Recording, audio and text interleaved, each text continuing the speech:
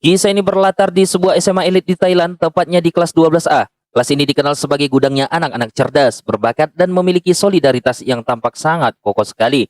Sebagai simbol persaudaraan sebelum berpisah, mereka mengubur sebuah kotak kenangan berisi barang-barang pribadi dan rahasia mereka.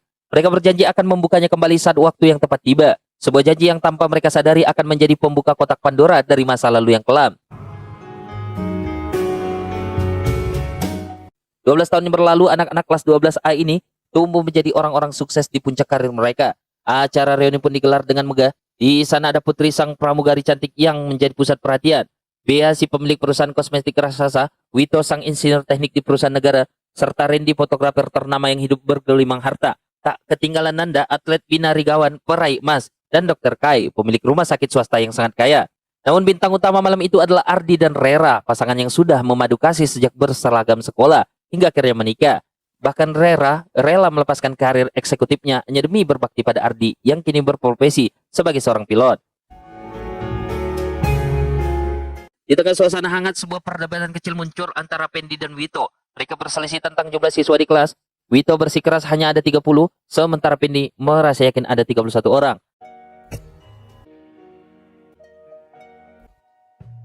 Perdebatan itu terhenti saat seorang gadis adik kelas datang membawanya minuman. Saat Pendi mencoba menggoda dan menanyakan namanya, gadis itu hanya menjawab dengan senyum sinis yang misterius.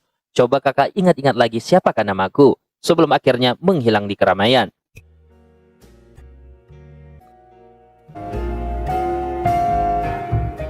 Meski sempat merasa janggal, mereka pun mengabaikan firasat tersebut karena acara inti telah tiba. Penggalian dan pembukaan kotak kenangan yang telah terpendam selama 12 tahun di bawah tanah sekolah. Mereka tidak tahu bahwa apa yang terkubur di dalam sana bukan hanya kenangan manis, melainkan sebuah rahasia yang siap menghancurkan hidup mereka satu persatu.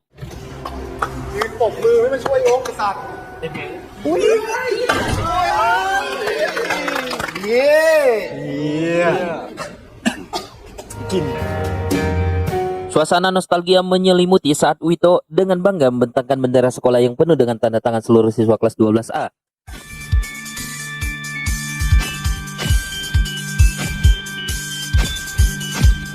Namun di antara sekian banyak kenangan, sebuah surat usang milik Ardi menjadi sorotan utama. Wito mendesak Ardi untuk membacakan surat cinta yang ia tulis 12 tahun lalu untuk istrinya Rera. Dengan tangan sedikit gemetar, Ardi sempat meminta segelas air kepada gadis adik kelas misterius yang tadi mengganggunya sebelum akhirnya mulai membaca. Aku berjanji tidak akan meninggalkan Rera. Setelah aku menjadi pilot nanti, menikahlah denganku. Sorak-sorai dan tepuk tangan pecah mendengar janji suci yang kini telah menjadi kenyataan. Saya lihat Kapten Ham.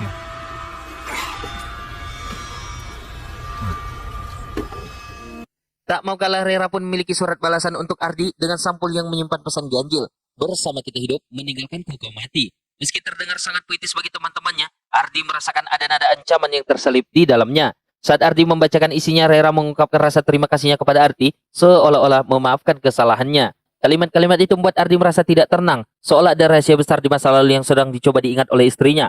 Setelah 30 barang dikeluarkan, kotak tersebut ternyata belum kosong. Pendi menemukan satu barang terakhir yang tertinggal. Hal ini membuktikan ucapan Pendi sebelumnya bahwa ada 30 siswa di kelas mereka. Anehnya, meski barang itu ada di depan mata, tak ada satupun dari mereka yang mampu mengingat siapakah pemiliknya. ก็นายโนโรคจิตไง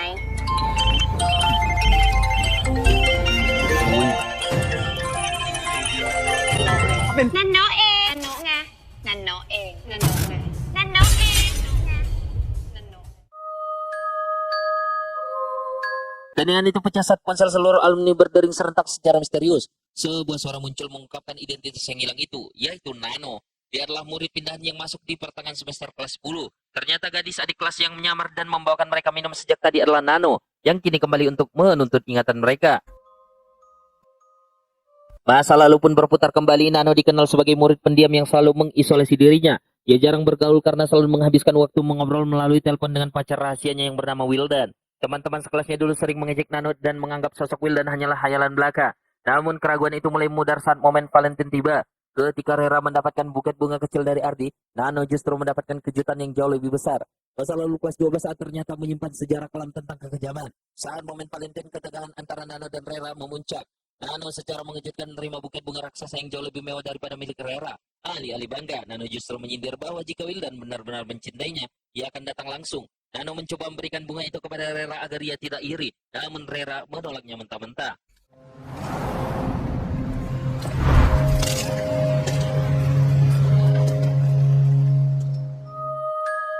Rasa penasaran teman-temannya terhadap sosok Wildan berubah menjadi kecurigaan. Setiap kali janji pertemuan dibuat, Wildan selalu membatalkan secara sepihak. พอดีพวกฉันไม่ว่างอ่ะเอาไปกินไอติมด้วยกันนะต่อให้จะมีหรือไม่มีพี่แทนก็ตามอ้าวพี่แทน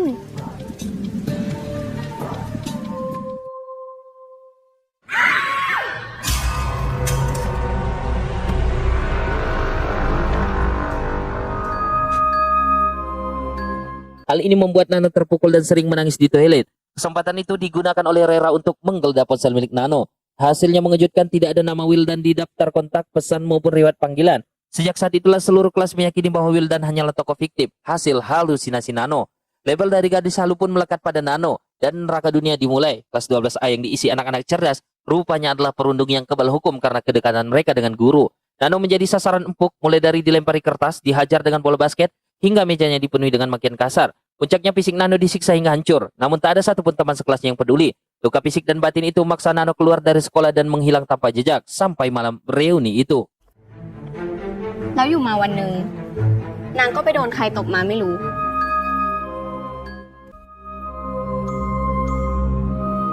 Kini Nano berdiri tegak di depan mereka semua. Ia bukan lagi gadis malang yang bisa diinjak-injak.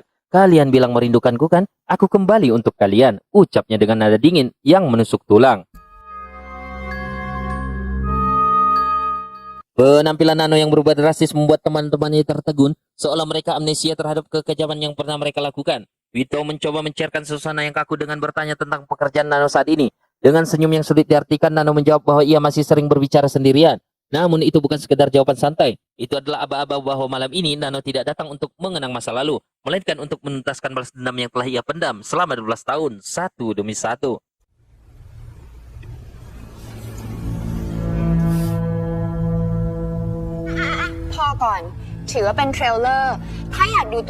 Inilah malam penghakiman sesungguhnya. Nano tidak datang dengan tangan kosong. Ia datang membawa bom waktu yang siap meledakkan topeng kesuksesan setiap alumni kelas 12A. Nano pun mulai melancarkan serangan psikisnya dengan membongkar borok satu persatu. Ia menatap Randy, sang fotografer Sultan yang ternyata menyimpan sisi gelap sebagai predator anak di bawah umur. Nano tidak hanya bicara, ia menyodorkan bukti-bukti digital yang tak terbantahkan. Giliran Chandra, sang atlet kebanggaan. Medali emas yang ia pamerkan ternyata hanyalah simbol kecurangan karena skandal doping yang selama ini berhasil ia tutupi dari publik. Ganjaran berlanjut Tatai, sang pemilik rumah sakit. Nano mengungkapkan bahwa fasilitas medis mewah itu hanyalah produk untuk pencucian uang haram para pejabat koruptor. Lalu ada Bella, miliarder kosmetik yang kekayaannya berasal dari penjualan produk palsu berbahaya. Saat Pendi mencoba melawan dan membanting ponsel Nano, Nano hanya tertawa dingin. Ia membongkar bahwa Pendi adalah suami yang gemar melakukan kekerasan domestik atau KDRT, yang sebentar lagi akan kehilangan hak asuh anaknya karena sifat temperamennya. Namun kejutan terbesar disimpan Nano untuk pasangan abadi yaitu Ardi dan Rera. Nano akhirnya mengungkap rahasia yang paling menyakitkan. Wildan adalah Ardi. Selama SMA, Ardi diam-diam menjalin hubungan dengan Nano di belakang Rera. Fakta ini sebenarnya sempat diketahui oleh Putri dan Bella saat mereka mencoba menghubungi nomor Wildan di ponsel Nano, dan suara Ardi lah yang menjawabnya. Namun demi melindungi reputasi Ardi dan egonya sendiri, Rera justru memilih memfitnah Nano sebagai gadis pengidap halusinasi. Fitnah itulah yang memicu perundungan massal hingga Nano hancur. Ardi yang pengecut lebih memilih bungkam dan membiarkan Nano disiksa. ทำไมล่ะคะพี่แทนไม่อยากคุยกับนันโนแล้วเหรอ Puncaknya di sebuah pertemuan yang dijanjikan. Teman-teman kelasnya justru mengeroyok Nano secara brutal. Ardi yang saat itu ada di sana terlalu takut untuk membantunya dan memilih kabur. วันหนึ่งพี่แทนก็เปลี่ยนใจ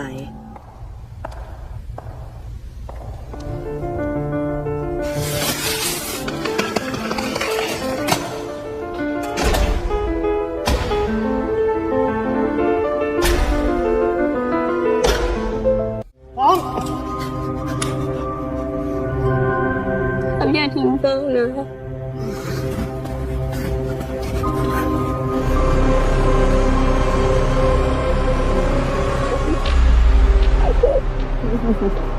Rera bahkan nekat melukai dirinya sendiri agar Ardi merasa bersalah dan tidak berani meninggalkannya. Nano menatap Rera dengan tatapan kasihan. Ia ungkapkan bahwa kesetiaan Rera selama ini dibalas dengan pengkhianatan yang menjijikkan. Ardi ternyata menjalin hubungan gelap dengan Putri, sahabat Rera sendiri. Sebagai pilot dan pramugari di maskapai yang sama, mereka memanfaatkan waktu terbang untuk memuaskan hasrat di belakang Rera. Mati kutulah mereka di depan video bukti yang dibawa oleh Nano. Ardi akhirnya meledak, bukannya meminta maaf, ia justru membentak Rera. Sifat gila dan prosesmu inilah yang membuatku mencari wanita lain. Kata-kata itu menghujam jantung Rera. Nano yang tertawa terbahak-bahak mengejek wanita itu yang rela meninggalkan karir cemerlangnya demi suami brengsek dan pengkhianatan seperti Ardi. Emosi Rera pun akhirnya meledak, namun tubuhnya tak mampu menopang amarahnya. Ia tersungkur, merasakan sakit yang luar biasa di perutnya. Ternyata di balik depresi dan tekanan mental yang ia alami, Rera tengah mengandung 3 bulan. Namun pengakuan itu sudah terlambat. Ardi tetap dingin dan Nano tetap pada dendamnya. 12 tahun penantian Nano tidak akan diselesaikan hanya dengan kata-kata. Ia pun telah merancang malam ini sejenak dan sekejam mungkin untuk memberikan pelajaran kepada mereka. Sambil menatap teman-temannya yang mulai sesak, Nano mengungkapkan satu fakta mengerikan. Minuman yang mereka teguk sejak awal reuni telah dicampur dengan racun mematikan. Hanya ada satu obat penawar di tangan Nano. Hanya satu untuk mereka semua. คำถามคือทุกคนกินอะไรเข้าไปมากกว่า Seketika topeng persahabatan abadi dan solidaritas 12A hancur berkeping-keping. Mereka yang dulunya mengaku saling menjaga kini saling sikut, saling pukul dan saling melukai demi satu botol kecil penawar di tangan Nano.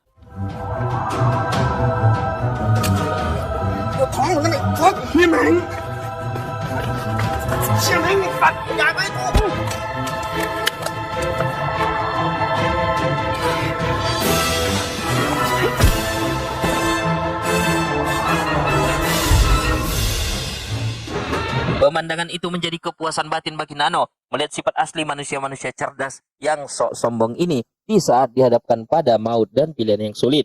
Chandra berhasil menenangkan pergulatan dan menyuntikkan penawar itu ke tubuhnya. Namun kegembiraan hanya sesaat. Kai sang dokter dengan brutal menikam Chandra dari belakang. Ia berteriak histeris bahwa penawar itu kini mengalir dalam darah Chandra dan satu-satunya cara untuk selamat adalah dengan meminum darah teman mereka sendiri.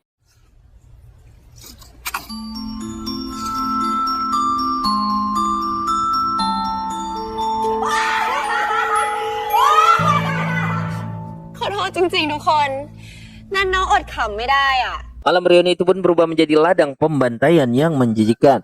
Nano pun tertawa puas melihat kegilaan itu. Bukan aku yang melukai kalian, tapi diri kalian sendiri. Ucapnya dingin. Satu persatu tubuh-tubuh sukses itu pun tumbang. Darah yang mereka minum justru menjadikan akhir nyawa mereka. Chandra mengembuskan napas terakhir, diikuti oleh teman yang lain, meninggalkan keheningan yang mencekam di aula sekolah. Bagi banyak orang masa sekolah adalah masa-masa terindah. Namun bagi Nano, sekolah adalah neraka yang penuh dengan fitnah serta perundungan. Kelulusan baginya bukanlah hanya perpisahan, tapi kebablasan dan kebebasan untuk merajut dendamnya. Sekolah mungkin mengajarkan kita untuk memaafkan, namun realita mengajarkan bahwa kita tidak bisa menjadi lebih baik. Manusia seringkali memilih untuk membuat orang lain terlihat lebih buruk dan yang pun berakhir. Di sana ada pengingat keras bagi kita semua. Kita tidak pernah tahu seberapa dalam luka yang kita torehkan kepada orang lain melalui kata-kata atau tindakan perundungan. Luka itu tidak pernah benar-benar sembuh, ia hanya mengendap menunggu waktu yang tepat untuk membalas dengan kekuatan yang jauh lebih menghancurkan. Jangan pernah meremehkan rasa sakit seseorang karena setiap orang memiliki batas kesabarannya. Dan ketika balas itu terlampaui, korban bisa berubah menjadi algojo yang paling kejam. Dendam telah tuntas, namun panggung reuni kini hanya menyisakan mayat. Apakah harga diri sebuah balas dendam sebanding dengan kedamaian jiwa? Terima kasih telah mengikuti alur cerita yang penuh dengan ketegangan ini. Jangan lupa untuk like, share, dan subscribe channel ini. Dan tinggalkan komentar bijak kalian. Terima kasih, see you, wassalamualaikum.